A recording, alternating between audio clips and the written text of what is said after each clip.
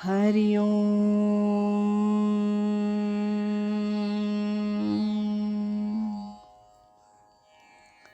पूजनीय स्वामी भक्त डॉक्टर सुषमाताई वाटवे यांनी लिहिलेल्या स्पर्श परिसाचा या ग्रंथमालिकेतील पहिल्या भागाचं वाचन आपण ऐकत आहोत. आज यातील प्रकरण 2, रात्री दिवस आम्हा युद्धाचा प्रसंग, याचा भाग 2 ऐकूया. खूप आनंदाचे दिवस आहेत. असे दिवस पुन्हा येणार नाहीत. जास्तीत जास्त आनंदात राहावं. दुसऱ्याचे दोष कधीही पाहू नयेत, गुणच पाहावेत. त्यांनीच आपल्याला समाधान मिळेल. दुसऱ्याचे दोष पाहण्यानं तो कधीच बदलणार नाही. प्रकृती कधी कुणाची बदलत नाहीत, पण आपला मात्र नाश होतो.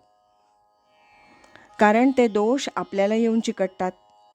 संत तर सांगतात, दुर्जनाला देखील महत्त्व देऊन आळवावं आणि आपल्याला कोणातही दोष दिसतात हे बरोबर नाही. दुसऱ्याचे अवगुण सारखे दिसतात, पण आपल्यात अवगुण काय कमी असतात.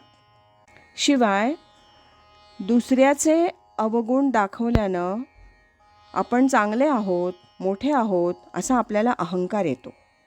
साधकाच्या पक्षी हे सारं घातक आहे. दोष प्रत्येकात असणारच. आपण त्या प्रत्येकाचा गुण शोधावा आणि तो मोठा करून सांगावा. त्यातून समजा दोष दिसलाच तर तो आपल्या मनात ठेवावा, कदापि बोलून दाखवू नये. त्याने एकमेकांची मनं दूषित होतात, संघर्ष निर्माण होतो, जीवन असह्य होतं.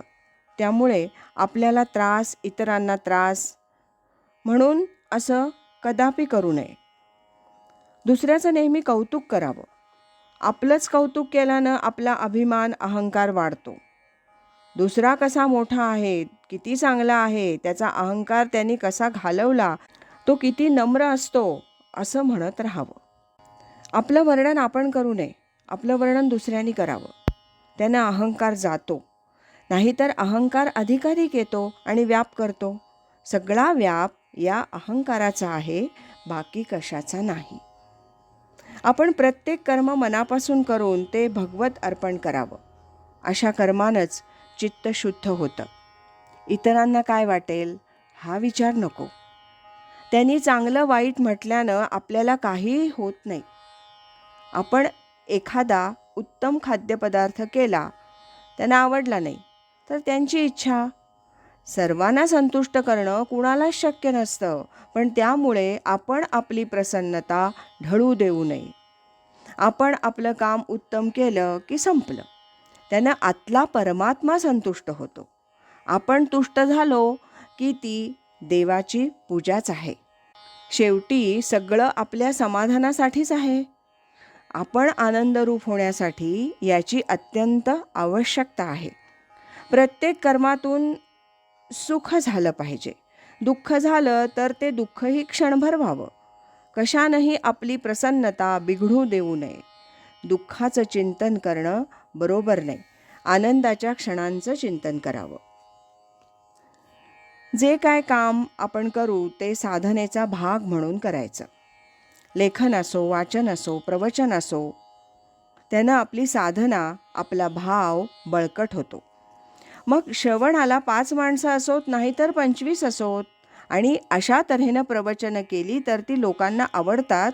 कारण त्यात अहंकार नसतो.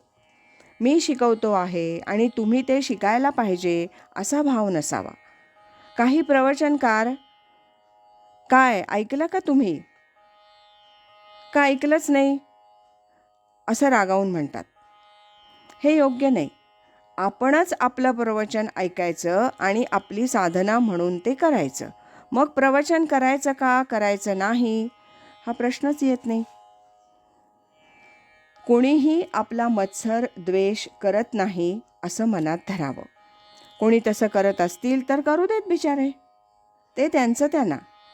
पण आपण असा विचार केल्यानं आपलं मन मलिन होतं, आपली साधना कमी होते आणि आपण त्यांच्या पातळीवर जातो हे लक्षात घ्यावं. इतकी वर्ष तुम्ही मला पाहता. स्वामी कधी म्हणतात का कोणी माझा मत्सर करतो म्हणून? मी कधी व्यग्र झालो का? एक क्षणभर देखील असा विचार माझ्या मनात येत नाही. लोक निंदा करणार, स्तुती करणार. आपण जितकं चांगलं असू तितके निंदक अधिक असतात. नाथांचीच निंदा होणार, अनाथांची नाही. आपण कशाला त्याला महत्त्व द्यायचं? आपण आपलं काम चालू ठेवायचं. कुणी म्हणालं इथे बसू नका तिथे बसा, तर म्हणावं बरं आहे तिथं बसते. काही मनात आणू नये. त्यानं आपली पातळी खाली येते. त्यांची पातळी कदापिही वर जाणार नाही. ते तसेच राहणार. आज इथेच थांबूया. यानंतरचा या प्रकरणातला तिसरा भाग आपण उद्या ऐकूया. सद्गुरु असती अंतरात, सच्शिष्याते जागवीत. हरि ओम तत्सत.